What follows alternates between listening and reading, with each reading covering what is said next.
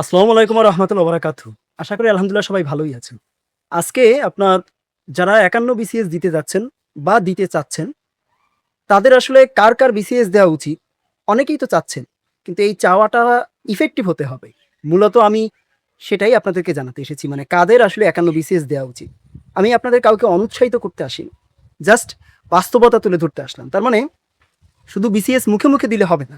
যে আমি বিসিএস পরীক্ষা দিতে যাচ্ছি, দেয়ার মতো করে দিতে হবে। অর্থাৎ কাদের ক্যাডার হওয়ার ইচ্ছা আছে। তাদের জন্যই মূলত আমার আজকে আসা। দেখুন ৫১ বিসিএস এ কাদের এটা দেওয়া উচিত এটা বিষয়ে কথা বলার আগে একটু কিছু জানিয়ে রাখা দরকার, একটা তথ্য জানিয়ে রাখা দরকার। তা হচ্ছে আপনারা নিশ্চয়ই হয়তোবা বিভিন্ন ধরনের সোশ্যাল মিডিয়াতে দেখবেন যে ৫১ বিসিএসটা স্পেশাল হতে যাচ্ছে। এরকম কিছু নিউজ আসছে। এটা সত্যতা আদৌ আমি পাইনি। তবে যদি তাই হয় তাহলে এটা হবে হচ্ছে যারা স্বাস্থ্য অর্থাৎ যারা স্বাস্থ্য ক্যাডারে সুপারিশপ্রাপ্ত হতে চান তাদের জন্য। বুঝতে পেরেছেন? অর্থাৎ হেলথের উপরে একটা স্পেশাল বিসিএস আসলেও আসতে পারে। যদি তাই হয় তাহলে সেটা এই যে জুলাই বা আগস্টের মানে মধ্যেই হয়তো তার সার্কুলার দিয়ে দিবে এবং পরীক্ষাও এই বছরের মধ্যেই হয়ে যাবে। কিন্তু আপনাদের তাহলে হবে পরীক্ষা তখন আপনাদের পরীক্ষার নাম হবে ৫২ বিসিএস এবং সেটা নরমালি যেভাবে নভেম্বর মাসে সার্কুলার আসে সেভাবেই আসবে। যদি সেটা হয় আরকি। তবে এখনো যেহেতু কিছু সিওর না তাই যেভাবে সবকিছু হওয়ার কথা সেই সিস্টেমেই আগাচ্ছে। সেই জন্যই আপনাদের সামনে ৫১ বিসিএস কাদের দেওয়া উচিত এইভাবে কথা বলতে আসা। তো দেখুন আপনারা হয়তোবা মানে যারা প্রস্তুতি নেন তাদের প্রস্তুতির মাঝখানে অনেক ত্রুটি থাকে।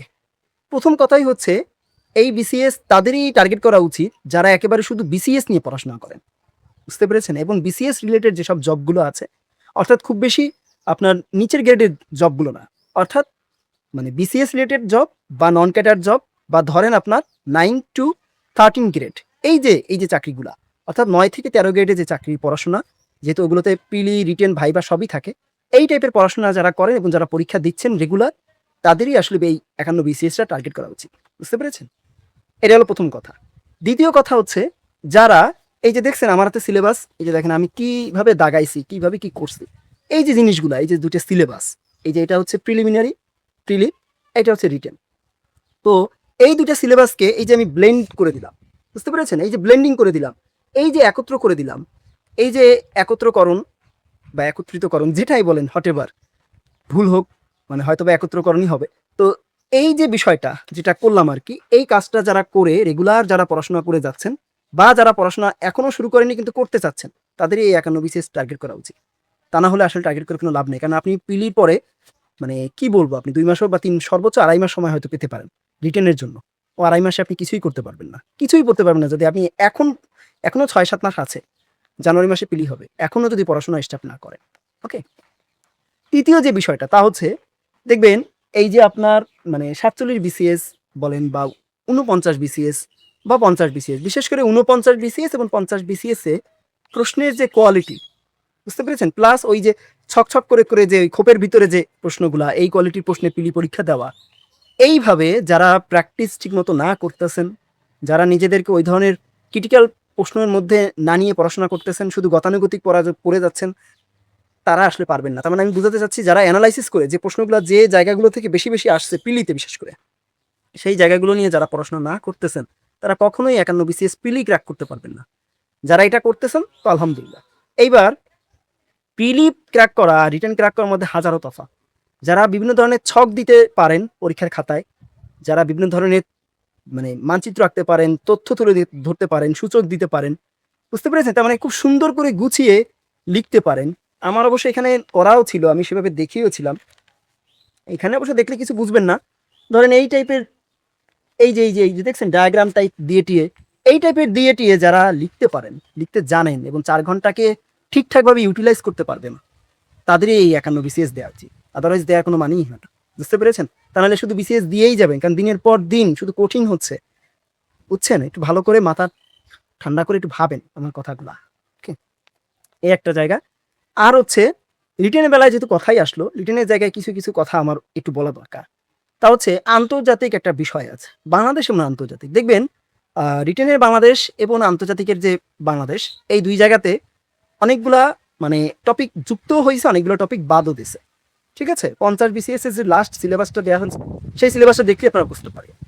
তো তাই যদি হয় তাহলে সেই নতুন যে জায়গাগুলো যুক্ত করা হয়েছে না, এই জায়গাগুলোতে একটু বেশি করে ফোকাস দিয়ে পড়াশোনা যদি করতে পারেন, ওই জায়গাগুলোতে যদি আপনি দক্ষতা আপনার থাকতে পারে, আমি তো শুধু বাংলাদেশ এবং ইন্টারন্যাশনাল অ্যাফেয়ার্সের কথা বললাম, আরও অনেক জায়গাতেই হয়েছে, তবে এই দুটো জায়গায় সবচেয়ে বেশি হয়েছে মানে চেঞ্জড। তো সেক্ষেত্রে আপনার পরীক্ষায় ভালো করার মানে পসিবিলিটি খুব বেশি। বুঝতে পেরেছেন? এই গেল হচ্ছে এইখানে এই রিটেনের কথাগুলো বললাম, আরও কথাগুলো বললাম। আরও কিছু কথা, যাদের বাংলা, ইংরেজি এবং ম্যাথ, আগে অনেকেই বলতেন যে শুধু ইংরেজি এবং ম্যাথে যাদের বেসিক ভালো, যারা খুব ভালো বলতে পারে, লিখতে পারে, তাদের বিসিএস ক্যাডার তারা হয়ে যায়। আমি মানতেছি এটা ঠিক আছে, কিন্তু এর পাশাপাশি এখন বাংলাও লাগবে। বুঝতে পেরেছেন? দেখবেন ইদানিং এর যে বাংলার যে রিটেনের যে মার্কটা ওঠে, 45 বিসিএস এর রিটেনের মার্ক যদি আপনারা দেখেন, বা ধরেন 44 বিসিএস এর, দেখবেন যে বাংলাতে কিন্তু অনেকেই কম কম পেয়েছে, ইংলিশ তো আছেই, আবার ম্যাথেও অনেকে কম পেয়েছে। এই তিনটা জায়গায় আপনি যদি একটু ভালো করে ফোকাসড হয়ে পড়াশোনা করতে পারেন, বা আপনার যদি মানে ভালো মানে শুরু থেকেই যদি আপনার দক্ষতা বেশ ভালো থাকে, সে আপনি যে ভার্সিটিতেই পড়াশোনা করেন না কেন, আমার বিশ্বাস আপনি ভালো করতে পারবেন এই বিসিএস এবং আপনারই 51 বিসিএস দেওয়া হয়েছে। বুঝছেন? শেষ যে কথা তা হচ্ছে, আপনাকে এই যে আমি একত্র করে পড়ার কথা প্রথমে দ্বিতীয়তে বললাম না, এই কাজটা আপনি যদি এই মুহূর্ত থেকে শুরু করে যদি একেবারে একটানা যদি করতেই থাকেন, অর্থাৎ যদি আপনি হাতে ধরে নেন যে আপনি 3টা বছর এই বিসিএস এর পিছনে খাটবেন, তাতে 51 পাবেন, আপনি 52 পাবেন, আরও পেতেও পারেন। আমার বিশ্বাস একটা না একটা বিসিএস আপনার হয়ে যাবে। 51 বিসিএস আপনি যেমন টার্গেট করে পড়তেছেন, বাকি বিসিএস গুলো সেভাবে টার্গেট করে পড়েন। তাহলে আপনি ঠিকই ক্র্যাক করতে পারবেন। ওকে? আর যদি আসি বাচনভঙ্গিতে ভাইভাতে যাওয়ার পরে, এখানে আসলে ১ম কথা হচ্ছে আল্লাহর রিজিকদাতা, আল্লাহ রিজিকদাতা। উনার যদি মানে উনার পক্ষ থেকে যদি লেখা থাকে আপনার চাকরি হবে। ১ম কথা হচ্ছে তাই। তবে আপনার নিজের থেকেও তো কিছু ভালো, ভালো করতে হবে। আমি এমনও দেখেছি যারা আপনার 560 পেয়েছেন। আমি এমনও দেখেছি, বিশ্বাস করেন।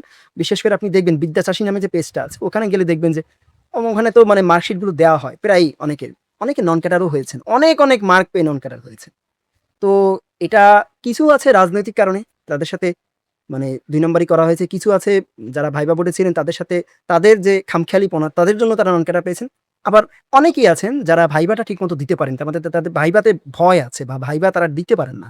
তো এই ভাইবা যেন দিতে পারেন, তারও প্র্যাকটিস আপনাকে করতে হবে। তার জন্য যদি আপনি বিভিন্ন কোচিং সেন্টারে যে আপনার মক ভাইবাগুলো আছে সেগুলো যদি দিলে যদি মনে হয় আপনার ভালো হয়, সেটাও আপনাকে করতে হবে। ঠিক আছে? তো আমি আসলে আপনাদেরকে এই দিক নির্দেশনা দিলাম। ৫১ বিসিএস কাদের দেওয়া উচিত বলতে আমি আপনাদের এটাই বুঝাচ্ছি, আসলে আপনারা কারা সিরিয়াস বিসিএসটা নিয়ে, ৫১ বিসিএসটা নিয়ে। কারণ অনেক বেশিই পদ আসতে যাচ্ছে আশা করি এবার। তো যারা আপনারা সিরিয়াস, শেষ কথা, তাদেরকে এই ৫১ বিসিএস দেওয়া উচিত। ওকে? তো ভালো থাকবেন। আমার কোনো কথায় যদি আপনাদের খারাপ লাগে আমাকে জানাবেন। আমার কোনো ইনফরমেশন যদি ত্রুটিপূর্ণ মনে হয় আমাকে বলবেন, আমি শুধরে নেব ইনশাআল্লাহ। আজকের মতো বিদায় নিচ্ছি। আর কথা বাড়াবো না। দেখা হবে বিজয়ে ইনশাআল্লাহ। আল্লাহ ইনশাআল্লাহ দেখা করবেন আমাদের সাথে। যদি আপনারা আসতে পারেন। বিদায় নিলাম। আল্লাহ হাফেজ। আসসালামু আলাইকুম ওয়া রাহমাতুল্লাহি ওয়া বারাকাতুহু।